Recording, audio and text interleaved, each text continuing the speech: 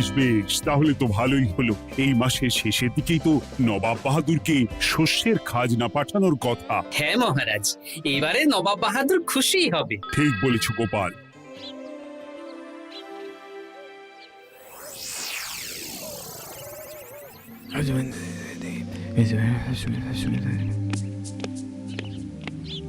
প্রণাম খাম্বাজরাজ। ওই তো কৃষ্ণনগরের মন্ত্রী চলে এসেছে। ও, এর কথাই তুমি বলেছিলে? হ্যাঁ, ওই রাজ্যের সব খবরাখবর আমায় দেয়। ইনি কে? ইনি হলেন জমিদার কেশকান্ত বর্মন, আমার রাজ্যেরই দক্ষিণ পশ্চিম গ্রামের জমিদার, আমার প্রিয় বন্ধু। নামটা বেশ অন্যরকম, কেশকান্ত। আসলে ওদের বংশ পরম্পরায় সকলের উন্নত ঘন কেশ আছে, তাই ওদের পরিবারের সবারও নামে একটা করে কেশ আছে। আমি খাম্বাজ রাজের সৌমিত্র এবং সুপরামর্শদাতা। কিছুদিন আগে আমার মাথায় খুব খুশকি হচ্ছিল, মাথার চুল পাতলা হয়ে আসছিল। কিন্তু আমার পরামর্শে একটা তেল মাখতেই মহারাজের মাথার চুল এখন ঘন হয়ে উঠেছে, আর কোনো সমস্যা নেই। বাবা বাবা, ভালো ভালো ভালো। এবার তাহলে কাজের কথাটা বলে দিন। এবারে তো শুনলাম তোমাদের রাজ্যে অনেক ধান উৎপাদন হয়েছে, তাই স্বাভাবিকভাবে নবাব বাহাদুরের কাছে রাজস্ব অনেক বেশি দেবে, কি তাই তো? হ্যাঁ, এবারে রাজস্ব দানে কৃষ্ণনগরই প্রথম হবে। না, তা হবে না। নবাবের কাছে অত ধান পৌঁছবে না, এমনকি কৃষ্ণচন্দ্রের কাছেই চাষিরা বেশি ধান রাজস্ব দিতে পারবে না। সেটা কি করে হয়? পাকা ধানে মই দিতে হবে। বললাম না, ও আমার সুপরামর্শদাতা। হ্যাঁ, আমার মন্ত্রীকে বাণিজ্যের কাজে বাইরে পাঠিয়েছি কিছুদিন, তাই কেশকান্ত মাঝে মধ্যেই আমার কাছে আসে, গল্পগুজব করে আর সুপরামর্শ দেয়। কিন্তু আমি কি করব? তুমি রাতের অন্ধকারে চাষিদের ধান জমিতে পাকা ধানে মই দিয়ে দাও, এমন ভাবে কাজটা করবে যাতে কাকপক্ষীতেও টের না পায়। আর তাতে আমার লাভ? প্রত্যেক বছর নবাব রাজস্ব দানে বিজয়ীকে ৩,০০০ মোহর দেয়, আমি তোমাকে তার থেকে ১,০০০ মোহর উপহার দেব। ১,০০০ মোহর? হ্যাঁ হ্যাঁ, যাও যাও যাও, কাজটা শুরু করে দাও। আচ্ছা।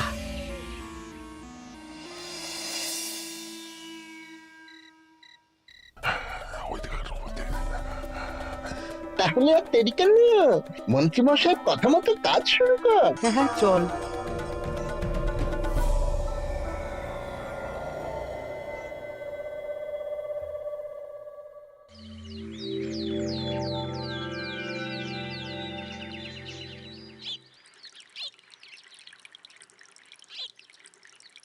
এবারে তো চাষাবাদ বেশ ভালোই হয়েছে। আশা করি নবাব বাহাদুরের কাছ থেকে এবারে আমরাই পুরস্কার পাবো। হ্যাঁ মহারাজ, সারা বাংলায় কৃষ্ণনগরের মতো উৎপাদন এই বছরে কোথাও হয়নি। সর্বনাশ হয়ে গেছে মহারাজ, সর্বনাশ হয়ে গেছে। কি সর্বনাশ হয়েছে গো পুটির বাবা? গতকাল রাতে আমাদের সব জমির পাকা ধানে মই দিয়ে দিয়েছে। সে কি? এবার আমরা কি করব মহারাজ? কাদের কাদের জমিতে হয়েছে এসব? যেই জমিতে তাকাবেন সেই জমিতেই এই কাণ্ড, ধান ঝরে সব মাটিতে পড়ে আছে। এবার আমরা কি করব? হায় হায় হায়, এবার আমাদের রাজ্যের কি হবে? নবাব বাহাদুরকে তো জবাব দিতে পারবো না। বড় বিপদ হয়ে গেল, রাজ্যে গ্রহের প্রকোপ নেমে এলো। ও, আর কদিন পরেই আমার টেকে আসবে ১,০০০ মোহর। ঠিক আছে, তোমরা সবাই এখন বাড়ি যাও। না, আমার মন মেজাজ ভালো নেই।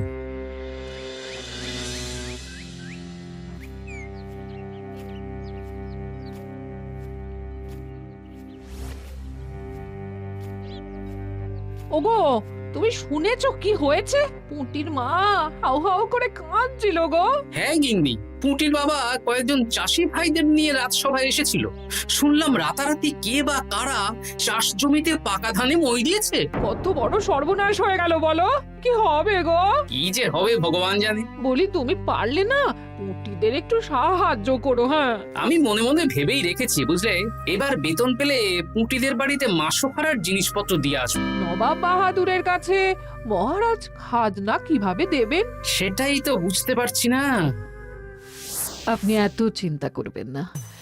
রাজবাড়ির ভাড়ার থেকে আপাতত কিছু বস্তা ধান পাঠানোর ব্যবস্থা করুন, তারপর নবাব বাহাদুরের কাছে গিয়ে বলবেন, আস্তে আস্তে সব দিয়ে দেবেন মহারাজ। তাই করতে হবে, তাছাড়া তো আর অন্য কোনো উপায় দেখতে পাচ্ছি না। কিন্তু এবারে আর আমাদের মান রক্ষা হবে না। দেখি 2-1 দিনের মধ্যেই যতটা সম্ভব ভাড়া থেকে ধান পাঠানোর ব্যবস্থা করব।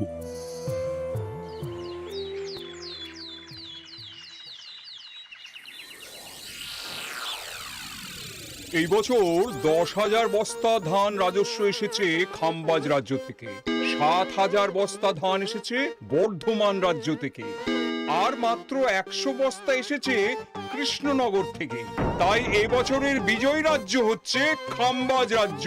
খাম্বাজ রাজ্যের রাজার হাতে 3,000 মোহর উপহার হিসেবে তুলে দিচ্ছেন। আর কৃষ্ণচন্দ্র, তোমার রাজ্যের এরকম হাল কেন? এবারে আমাদের সমস্ত রাজ্যের পাকা ধানে কেউ বা কারা মই দিয়ে দিয়েছে। সেসব তোমার মাথা ব্যথা। আমার ধান কোথায়? 100 বস্তা ধান রাজস্ব, কম করে 800 বস্তা ধান রাজস্ব দেওয়ার কথা, কিন্তু তুমি তোমার কথার খেলাপ করেছো। এই বছর আমি নিরুপায় জাহাপানা। আমিও নিরুপায়। হয় তুমি আগামী 1 সপ্তাহের মধ্যে আমাকে 5,000 মোহর দেবে, নইলে নইলে কৃষ্ণনগরের সিংহাসন থেকে সরে যাবে। এত বড় শাস্তি দেবেন না নবাব বাহাদুর। আপনি অন্তত মাস 6 সময় দিন, আবার ধান চাষ করিয়ে আপনাকে প্রাপ্য ধান দেওয়া হবে। বেশি কথা বলছো কৃষ্ণচন্দ্র। তুমি 5,000 নয়, 6,000 মোহর 1 সপ্তাহের মধ্যে দেবে। বেটা গোপাল বেশি পাকা, অত কথা বলতে কে বলেছিল? গোপাল, এটা তুমি কি করলে? হায় হায় হায়! সর্বনাশের সময় যখন ঘনিয়ে আসে, তখন বিপদের ওপর বিপদ এভাবেই আসে। আমার পাওনা। আরে এখন না, তোমাকে পাঠিয়ে দেব। ওই দেখুন, খাম্বাজ রাজের সাথে কথা বলছে। এখন বেশি কথা বললে কৃষ্ণচন্দ্র আর গোপাল সন্দেহ করবে। চলুন তো দেখি ওখানে গিয়ে কি কথা বলছে। কি কথা বলছো মন্ত্রী? মন্ত্রী আমায় বিজয় অভিনন্দন জানাচ্ছিল। বিজয় অভিনন্দন তো উপহার পাওয়ার সময় জানাতে পারতেন মন্ত্রী মশাই। যাই হোক, আপনাকে তো ঠিক চিনতে পারছি না। আমার নাম কেশকান্ত, আমি খাম্বাজ রাজ্যের দক্ষিণ পশ্চিম গ্রামের জমিদার। কেশকান্ত আমার বিশেষ বন্ধু। আপনার কেশ নিয়ে বেশ ভাব দেখছি। হ্যাঁ, ওই কদিন আগে তো খাম্বাজ রাজের মাথার চুল পাতলা হয়ে আসছিল, খুশকি হচ্ছিল আর কি। তো ওনার পরামর্শে একটা তেল মেখেই তো খাম্বাজ রাজের আবার ঘন কালো চুল ফিরে এসেছে। কেশকান্ত জমিদার হতে পারে, কিন্তু ওর অর্থনৈতিক অবস্থা তাবর তাবর রাজাদের থেকে অনেক ভালো। কয়েক হাজার বিঘা জমির মালিকও, তার সাথে চুলের তেলের ব্যবসা করেও হাজার হাজার মোহর রোজগার করে।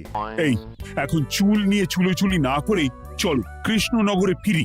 এমনিতেই মন মেজাজ খারাপ, 1 সপ্তাহের মধ্যে আবার 6,000 মোহর জোগাড় করতে হবে। হ্যাঁ, চলুন চলুন।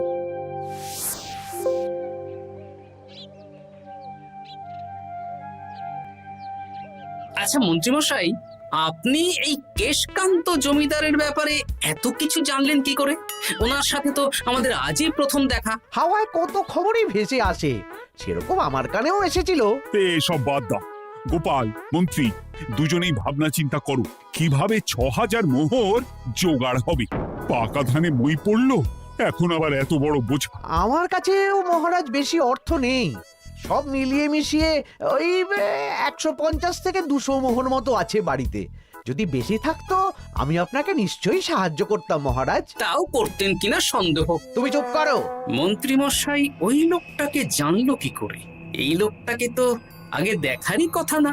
না, ব্যাপারটা নিয়ে ভাবতে হবে। চলুন চলুন।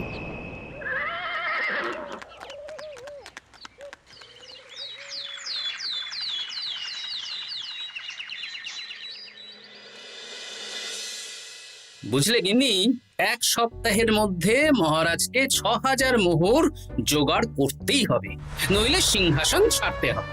এখন কিন্তু আমাদের উচিত মহারাজের পাশে দাঁড়ানো। কিছু ভেবেছো কি? আপাতত আমার বিয়েতে পাওয়া আংটি বন্ধক রাখবো, আর তুমি যদি...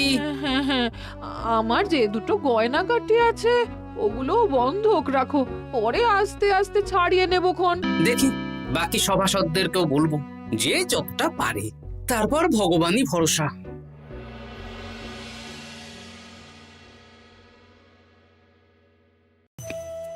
আপনি এত চিন্তা করবেন না মহারাজ। চিন্তা না করে কি আর কোনো উপায় আছে?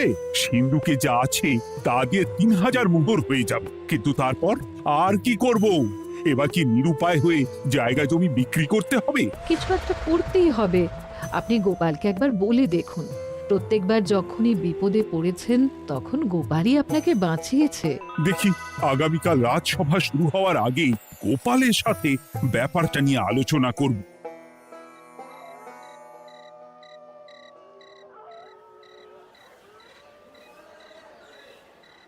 এই যে শ্যাকরা, কি করছো? এই তো বলুন। শোনো, আমার গিন্নির জন্য একটা হীরের হার বানাতে হবে, ওই 1000 মোহরের মধ্যে। 1000 মোহরে তো হীরের নাক, কান, গলা, হাত, পা সব গয়না, এই সব গয়না হয়ে যাবে মন্ত্রী মশাই। তাহলে বানাও, এই নাও 1000 মোহর। ওরে বাবা, মন্ত্রী মশাই 1000 মোহর! এই মন্দার বাজারে এত মোহর কোথায় পেলেন? গতকালই তো বললেন আপনার কাছে 150 থেকে 200টা আছে। সে যেখান থেকেই পাই তাতে তোমার কি? না, আমার কিছু না। শ্যাকরা, আমি কয়েকটা গয়না বন্ধক রাখবো। দেখি কি আছে। এই সব মিলিয়ে এতে আমি 15 মোহর দিতে পারবো। বেশ, তাই দাও। আমি আমি ধীরে ধীরে শোধ করে গয়নাগুলো ছাড়িয়ে নেব। হ্যাঁ, মন্ত্রীর ব্যবহারগুলো বেশ সন্দেহজনক লাগছে। দেখি, গুপ্তচরকে কাজে লাগাতে হবে। মন্ত্রীর পিছনে ছায়ার মতো লেলিয়ে দিতে হবে।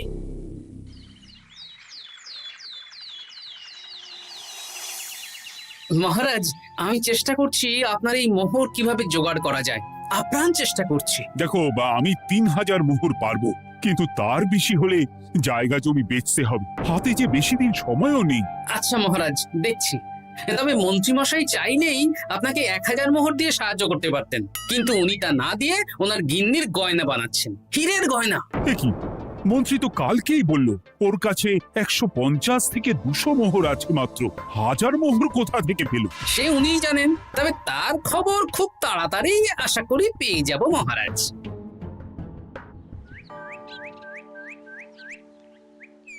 কাজটা একদম ঠিক করলেন না মন্ত্রী মশাই। আপনার কথা শুনে আমরা সবার জমির পাকা ধানে মই দিলাম, কিন্তু আমরা একটা পয়সা পেলাম না।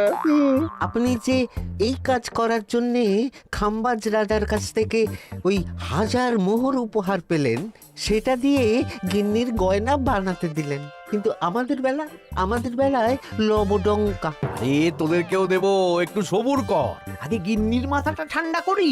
না না, আমাদের এক্ষুনি চাই। আরে এক্ষুনি কি করে দেবো, আমার হাত খালি।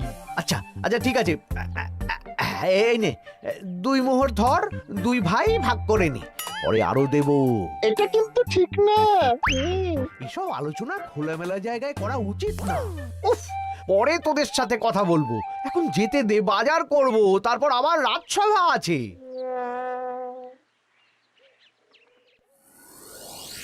আচ্ছা, এই ব্যাপারটা মহারাজকে আর গোপাল দাদাকে জানাতে হবে।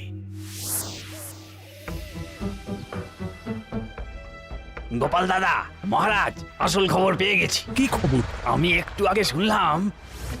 কাজটা একদম ঠিক করলেন না মন্ত্রী মশাই। আপনার কথা শুনে আমরা সবার জমির পাকা ধানে মই দিলাম, কিন্তু আমরা একটা পয়সা পেলাম না। আরে তোদেরকেও দেবো, একটু সবুর কর। মন্ত্রী, আমি না তোমাকে মেরেই ফেলবো। মহারাজ, মন্ত্রী মশাই এখানে গৌণ। উনি অর্থের লোভে এসব করেছেন, আর ওনাকে দিয়ে করিয়েছেন খাম্বাজ রাজ। হ্যাঁ, যাতে এবারে বিজয়ী হতে পারেন। তাই আপনি এই খবর 5 কান করবেন না মহারাজ। আমি খাম্বাজ রাজ আর ওই কেশকান্তর কাছ থেকে ক্ষতিপূরণ ঠিক আদায় করে আনব। কিন্তু কিভাবে? শুনুন তাহলে।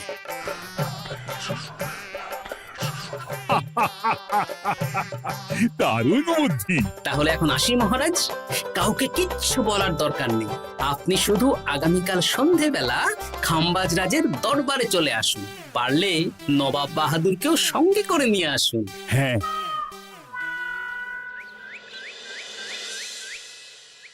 প্রণাম খাম্বাজ রাজ। কে আপনি? আমি হতাশ রঞ্জন, পশ্চিমে থাকি। কি চাই বলুন? কিছু চাই না, তবে একটা কথা শুনলাম তাই বলতে এলাম। কি কথা? আমি শুনলাম মহারাজ আপনার মাথার চুলগুলো সব নকল। আমার এত সুন্দর চুল সব নকল? ফাজলামো হচ্ছে। আমি যদি প্রমাণ করে দিই আপনার চুল নকল, তাহলে কি? তাহলে আপনি আমাকে 100 মোহর দেবেন, আর প্রমাণ না করতে পারলে আমি আপনাকে 100 মোহর দেব। বেশ, দেখো, এক্ষুনি দেখো, আমারই তো 100 মোহর লাভ হবে। এখন না, এখন না, আজ সন্ধে বেলায়। বেশ বেশ, তখনই এসো। এবারে জমিদার কেশকান্তর বাড়ি যেতে হবে।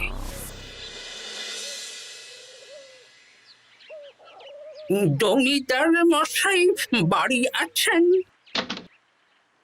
কে মশাই আপনি? না, আমি হতাশ রঞ্জন, পশ্চিমে থাকি। আমি বিশাল ক্ষমতাশালী লোক। কিসের ক্ষমতা? আমি রাজরাজাদের মারধর করি, চুল ধরে টানি, শাস্তি দিই।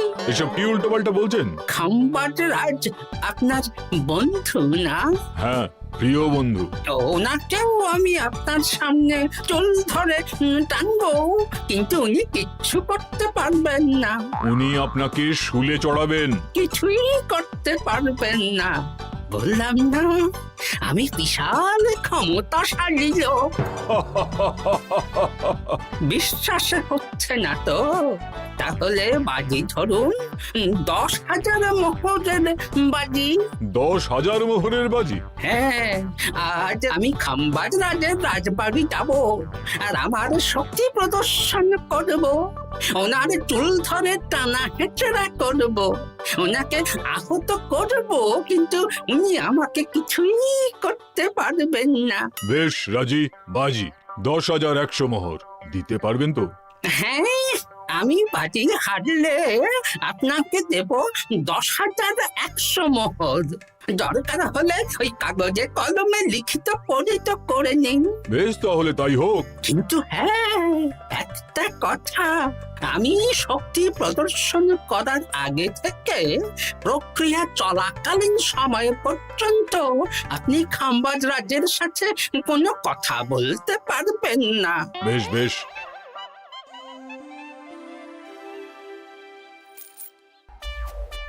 তাহলে শুরু করি। শুরু করো। এবার আমি প্রমাণ করেই ছাড়বো।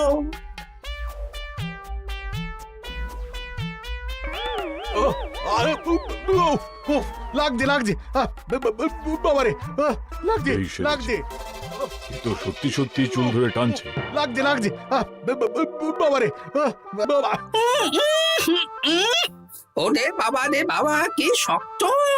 এ কি, খাম্বাজরাজ কিছুই তো বলছেন না? তাহলে কি আমি হেরে গেলাম? না না খাম্বাজ রাজ, আমার ধারণা ভুল, যা শুনেছি তাও ভুল। এবার বিশ্বাস হলো তো? দাও দাও, এবারে 100 মোহর দাও। দিন কেশকান্ত মশাই, আমাকে 10,100 মোহর দিন। এ কি, ও তোমাকে 10,100 মোহর কেন দেবে? ওনার সাথেও তো বাজি ধরেছিলাম। কি বাজি? আপনার এখান থেকে বেরিয়ে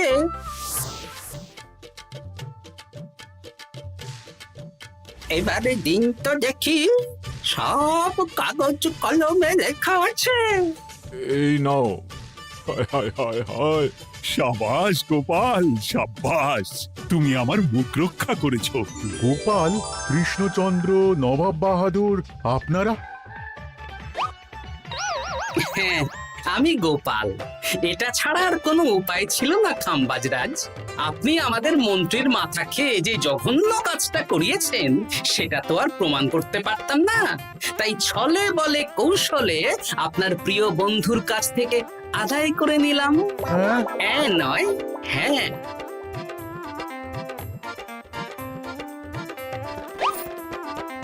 এই নিন মহারাজ। এতে কত মোহর আছে? 10,100 মোহর। এর থেকে 100 খাম্বাজরাজকে দিন, 6,000 নবাব বাহাদুরকে, আর বাকিটা আপনার কাছে রাখুন। এত ধান নষ্ট হলো। কৃষ্ণচন্দ্র আমাকে সবটা বলেছে, আর ওর মন্ত্রীকেও নিয়ে এসেছি।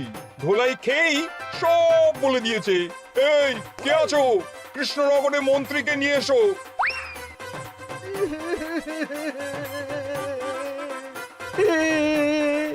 মার খেয়ে আমি সব বলে দিয়েছি খাম্বাজরাজ। উদ্ধার করে তো জাহাপানা, আমাকে ক্ষমা করে দিন।